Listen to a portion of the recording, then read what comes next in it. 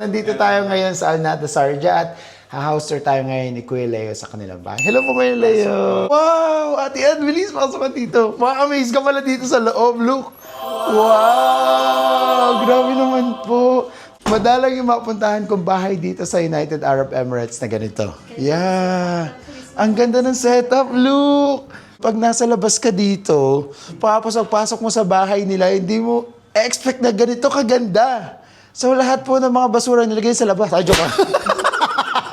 Actually, malit lang siya. Hindi, wala po yun sa lit. Pero napakalinis ng kitchen nila dito. Grabe. At nagluto sila ng baboy.